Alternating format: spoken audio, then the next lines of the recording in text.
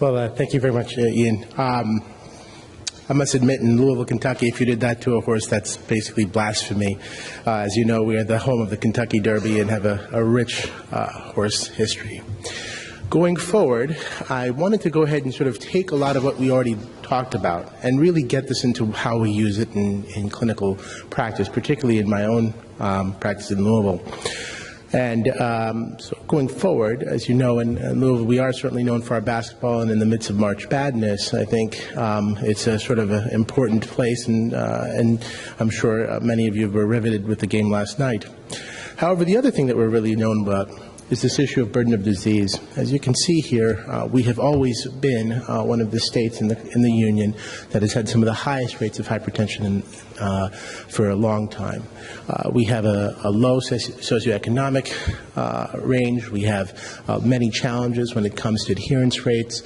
And as a result of that, we have had a lot of difficulty with our goal attainment rates. And so at this point, we are basically fighting in a gunfight with a knife.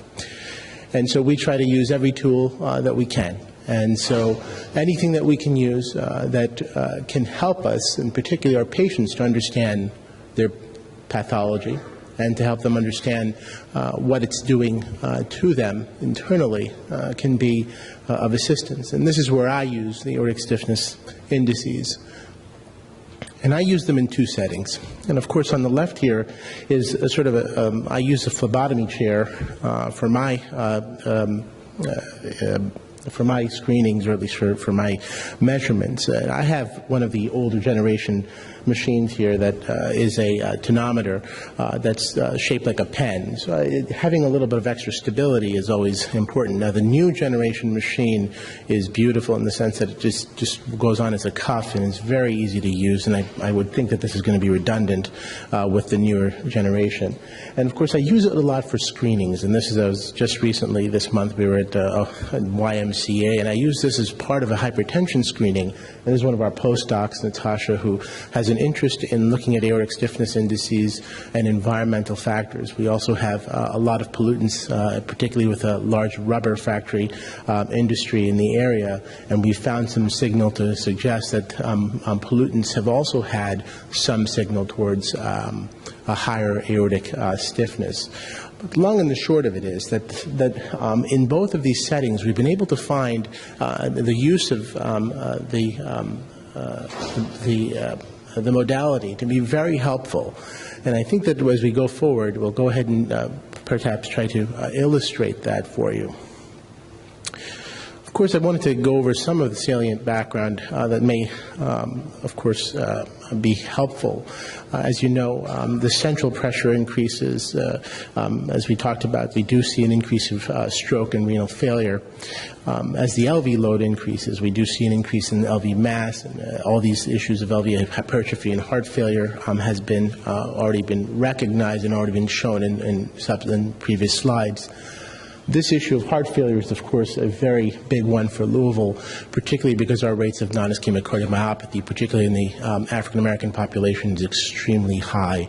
We have the second highest LVAD population in the country, the left ventricular assist device population, and as a result of much of that is secondary to the hypertension that we see.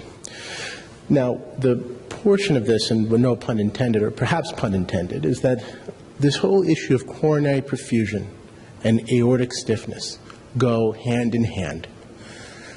And of course, as we get older, the complexity of what we see and the dynamics of the waveforms gets more and more blunt. As we get more stiff over age, what we also sacrifice as a result of that is coronary blood flow. That has been shown with multiple modalities, particularly as a cardiac imager in my coronary PET and CT imaging. However, what this allows me to do with the Sigma core is a quick and dirty, if you will, of looking at this parameter, and hopefully by the end of this, you'll gain a better understanding of what I'm trying to sort of get at in just a moment. So, When I get an output for a patient, I just wanted to go ahead and show you what we get. So on the top line, of course, we're just getting the aortic pressures. And of course, what the new iteration, of course, now has the peripheral and the central pressures come up together. But in my old machine, I have to take the peripheral pressures, put it in manually, and then then the aortic pressure comes up sort of subsequently. I get an aortic pressure, an aortic I get aortic pressure, an augmentation pressure, an augmentation index, and a heart rate. Now, what does this all mean? So, going back here, the augmentation pressure is nothing more than what we talked about. Is this issue, as Dr. Wilkinson pointed out, is basically the reflection back of what's coming out of the left ventricle, going to the arteriolar bed, coming back towards the heart. And is a measure, of course, of the stiffness and augmenting the pressure in the central pressure, within the central bed. The augmentation index is nothing more than a percentage of that of the general pulse pressure. Now, when you look down here, if you say, look at the augmentation index, okay, fine. Why is the augmentation index standardized at 75%, at a heart rate of 75? Well, you can imagine if your systolic and diastolic times change, you have to standardize that to some time. So as a result of that, if you standardize it to 75 beats, then you've taken that change that you would have that would be chronotropic, and you've just standardized it to one time. Does that make sense? I hope that so as a result of it, that's why you have, not only is the index standardized by the pulse pressure, but it's also standardized by the chronotropy, which is the heart rate. Now, again, to sort of get you a better sense of this, I love this sort of, well, it's not sort of a cartoon, but a little sort of video to sort of give you a sense of what's going on. In a normal, or sort of a younger aorta, if you will, as we see forward propagation from systole, what we see is that the blood flow will get to that first sort of point of resistance, which is usually the first or the second sort of arteriolar branch point, and we see that reflection back. Now, three dynamic changes should be seen to your eye. One, of course, is that there's a change in the luminal diameter as that's going forward, right? As you can see, follow that, that's getting bigger, and that gets smaller, and then gets bigger again. Notice that this is fairly slow, too. So this is also a function of velocity as well. There's a velocity component here. And of course, if you look down here, which is a reflection here, there's also a pressure component here. So there's three components here: a luminal change, a velocity change, and a pressure change. That's what happens. And this is what the beauty of the vascular system is. Imagine if we didn't have this system in place and how hard that left ventricle would have to work. The fact that we have vasculature that allows the blood to go down into the periphery, to allow perfusion to the very, very tips of our fingers and toes, is testament to the fact that we have a vasculature system that really works as an organ, and hence the beauty of the system and the elegance of it all. Now, as we get older and we get stiffer aortas, and we go ahead and make perhaps unintelligent lifestyle changes, as you can see here, a couple of things. The luminal changes is no longer as obvious. The velocity that's coming back is much faster, and of course, the pressure that you're seeing is much higher. So this is what we're calling as that augmentation pressure. That's what this is the augmentation pressure. And as you can see here, the stiffer that aorta is, the higher that augmentation pressure is. That simple. So, I mean, when I try to explain this to my fellows, of course they fall asleep because they all want to do interventional. So it's a different story. But so, why does this stuff matter? And why should I be using this as an endpoint? Or why should I even care about this in my clinic? And I would say that this study really does give me some fodder for future thought. It's the chicken or the egg, right? It's the thought of, well, what comes first? The blood pressure problem or the high blood pressure, or does the aortic stiffness comes first? And the Framingham Offspring study really did perhaps try to answer that question. So in this study, in the 1,800 participants, what we found was that there was a higher arterial stiffness that was first seen 7 years before the progression of blood pressure. So in other words, before the phenotypic change of high blood pressure was noted, the aorta was already stiff. So perhaps aortic stiffness leads to the high blood pressure, not the other way around. So, putting this all together, if I'm going to target the aortic stiffness, am I going to go ahead and thwart the progression of high blood pressure? It's a thought. And particularly now, as the guidelines being clear as mud, I may need an extra tool to be able to use that as my surrogate endpoint. So that's sort of where I'm coming at this as a clinician. Is it right? Is it wrong? I'm not sure. You've seen some of the data already. So the point is that is some of this conjecture? Sure. But at the end of the day, there's certainly enough surrogate endpoint evaluation and correlation that at least in my mind gives me enough rationale to go ahead and use this approach. So for me in the clinic, there's 6, or at least in this point, 5 different things that really help me with this. And I'm going to go over a few cases with you that I think were kind of changing to me, that really sort of highlighted to me, and particularly to my staff, the importance of using aortic stiffness indices in the clinic. One is that it's been an extremely important driver of lifestyle choices. Number one, that it has helped me with my regimen changes. It's helped me to make to really make a decision whether or not I'm actually going to treat a patient for hypertension or whether I'm not going to treat them. A diagnosis of aortic conditions or systemic processes. And of course, the issue of treatment adherence. In my population, as I've spoken to you, treatment adherence has been a major issue. Is the possibility that the signal that I'm getting from this, from these tests, giving me an indication of whether my patient is actually doing a good job of whether medications are getting into the alimentary tract and being metabolized by the patient, or are they sitting on some shelf gathering dust. So let's go to the first one. This is a 52-year-old female with a history of smoking, poor sodium-rich diet, who's currently on a regimen of hydrochlorothiazide and diltiazem at 360. Now, on the left panel here, you're seeing the radial pressure of 114/71 with a mean pressure of 88 and a pulse pressure of 43. On the right-hand side of the yellow is an aortic pressure, or the central pressure, with a blood pressure of 110/71 and a mean pressure of 88 and a pulse pressure of 39. While these pressures look very good, we find 2 things here. We find that the augmentation pressure is quite high for her age and sex match, and we find that the augmentation index for her age is very high as well, 52, while the upper limit of normal is 39. There's 2 points here that are that I look at for my own practice, and one that I'm still trying to grapple with, and I think there's some, as I'm trying to gather more data, I hope that I can get an answer for you, at least to get, or at least get it, make more sense of it.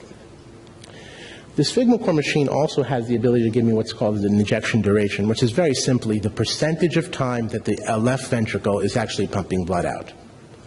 Very simply, the less time that the left ventricle is working, the better it is for the left ventricle, right? I mean, you want to have that left ventricle pump as efficiently as possible, particularly for my heart failure patients. If I have a patient with systolic heart failure, it's in my best interest that that patient's ejection duration be less than than more.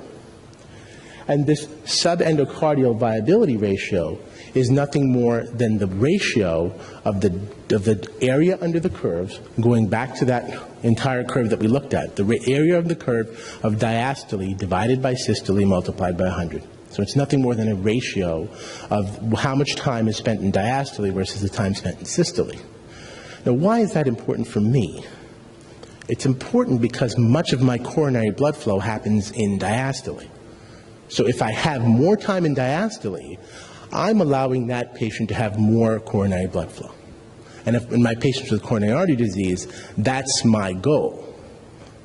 Now, is this going to be an endpoint in the future that I could potentially use, and is this how I'm going to tailor-make my regimens? That time will tell, and I'm just using this as I'm just letting you know that this is available as a part of the package, but it's not something that really has a great deal of data to it just yet. But again, like I said, we're still getting to the point of trying to get some signal for it. So lo and behold, going back to this woman who had fairly good pressures on her diltiazem and hydrochlorothiazide, turns out that if we go ahead and look at this, now we also get what we call a vascular age from this. Of all the things that my patients get from this whole thing, this vascular age thing is the most groundbreaking or the earth-shattering thing that they ever get. She finds out she has a vascular age of greater than 90. She sits there, she gets there, she cries, and her whole life just crumbles. She goes on a major diet and exercise regimen. Lo and behold, of course this changes. My point is this, is that, results of the test prompted the patient to make better lifestyle choices, including smoking cessation and diet, and she's stuck to it. She's done a great job. Emotional reaction to the vascular age as a concept is what elicited the change. And the reason why I think that is, and I can tell you this because I've had about 100 and something cases where this has happened, is that the concept of vascular age to me, and for my patients, particularly in my subset of patients, is a lot less esoteric than something like a blood pressure or an aortic stiffness. When I tell them that you're 65 from the inside, even though chronologically you're 45, that kills them. My women want to kill me.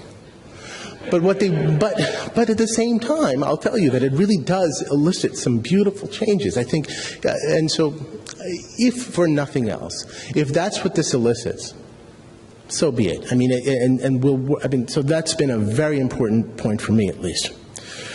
Here's another interesting. So I told you that I do a lot of screenings, and I put in this aortic stiffness thing as part of my screening because at the end of the day, there's always an element of sexiness when you go into one of these sort of churches or YMCAs and you say, what's your vascular age? And so I had this opportunity where I had two identical 51-year-old African-American twins who came in to check their vascular ages.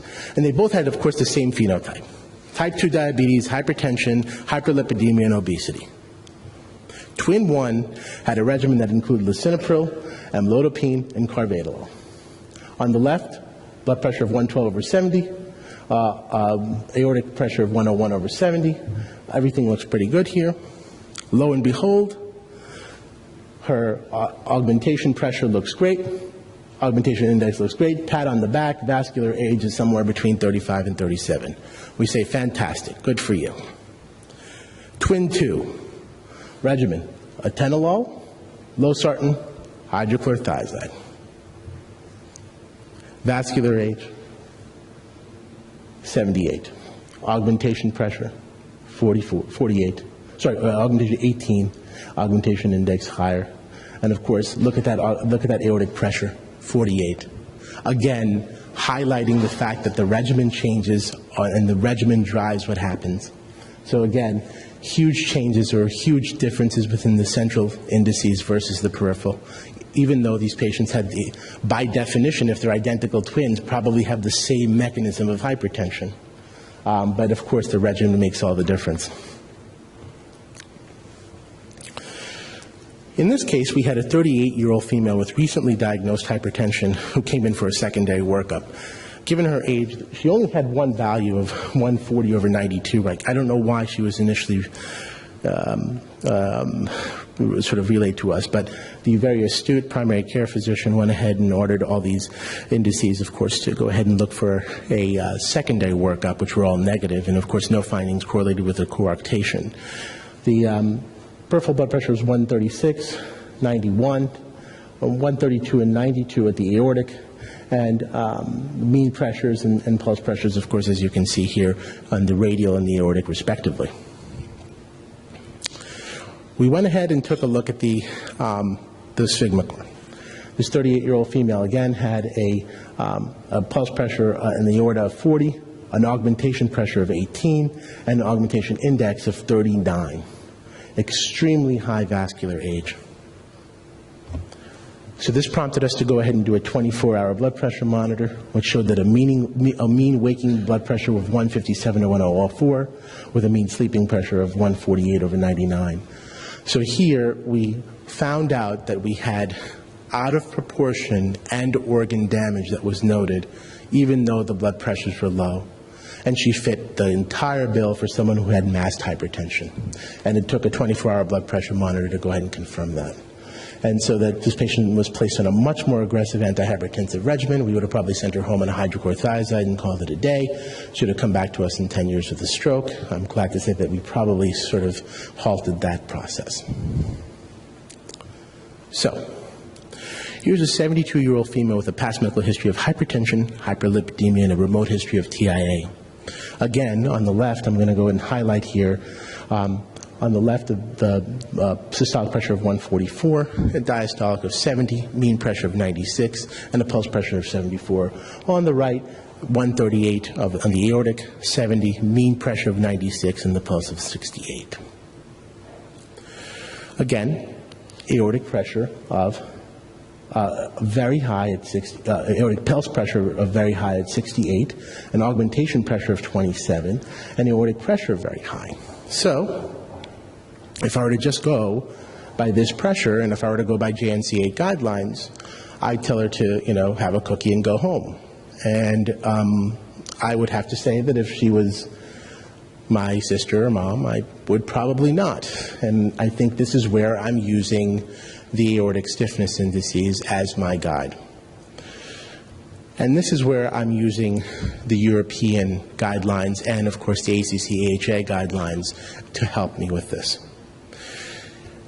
Where the ESH and the ECC and the American Society, the European Society of Cardiology guidelines differed from ours is this idea that pulse wave velocity, which of course is a different, again, another index of aortic stiffness, can be used as a marker of end organ damage, and that there's limited data in looking at the prognostic value of changes. In other words, using the delta change here as a means of treatment. So if I have this at my disposal, and if I know that this could potentially be there, I certainly can't, in a lot of my screenings, I certainly can't go ahead and do an ECG on everyone. I can't go ahead and get a creatinine. I can't get a protein excretion. I can't get a carotid IMT. But I can sure as heck get a 2-minute aortic stiffness index. So I think this is one way of really doing it. And for me, I've used this in those. For me, for my patients between the ages of 60 and 80 with a blood pressure between 140 and 150, to treat more aggressively or not, this has been one of the ways of doing it. This has been one of my more interesting cases, and this is a 55-year-old male physician who works as part of our faculty, who comes in with a long-standing history of hypertension since his 20s and comes in for evaluation. The first thing, as we noted, and I showed you that initially, for a guy who has these pressures that are pretty high, this is a pretty dynamic waveform. There's a lot of lines here, a lot of squigglies. Initially I thought, boy, this guy's really healthy. These numbers make no sense. He just must be really nervous.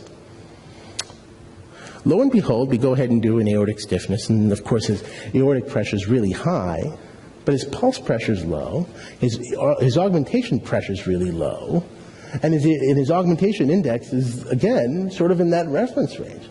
His vascular age is 40, even though he's 55. So I go ahead and do an echo on him, just because I can. And I see all this. And what I see here, and for those of you, I see this floppy mitral valve. And he's got pretty severe mitral valve prolapse. So it turns out he has Ehlers-Danlos syndrome. So it is connective tissue disorder. And it turns out that we went ahead and screened his family members, and some of them had it too. And what's sort of important about this is that there are some, of course, this is a rare case. I'm not going to say this is going to happen every day in my clinic.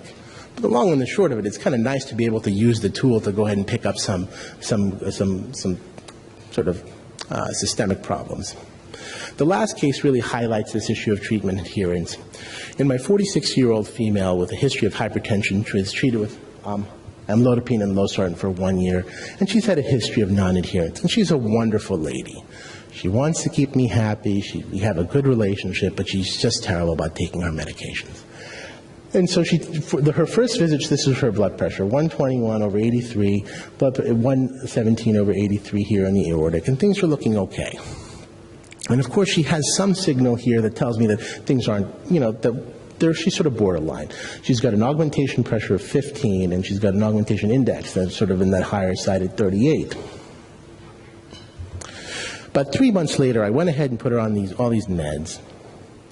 And of course, lo and behold, now she's, again, one of the things that happens is that her blood pressure comes back. She's sort of in that, still in that normal, nothing that's really out of too high. Again, look at the waveforms, about the same in the radial side, but 131 over 88, 127 over 89. But really, no change or perhaps even worse. And what I find is that a check with the outpatient pharmacy notes that there's no refills in the last 2 months. So clearly, if she had been taking her medications for those 2 months, I would have seen some improvement here in these indices. But there was no improvement. What she had done is that she sang like a canary and said that because she didn't want to disappoint me, she took her blood pressure medications the morning of. Of course, she had a little bit of a decrease in her blood pressure, but amlodipine, as you know, with this long half-life, isn't really going to do a whole lot, and that's why they were sort of on that higher range. So that was the issue. So in summary, the central blood pressure waveform provides information on arterial stiffness and wave reflection that is not available from standard brachial blood pressure cuff measurements. And in terms of the wave reflection parameters, such as central pulse pressure and augmentation index, they can provide information regarding the potential impact on a patient's hypertension and cardiovascular risk, the assessment of the source of hypertension, the choice of the antihypertensive regimen, including the medication changes, and the assessment of the efficacy of the antihypertension treatment and the direction of the further treatment. So I thank you very much for your attention.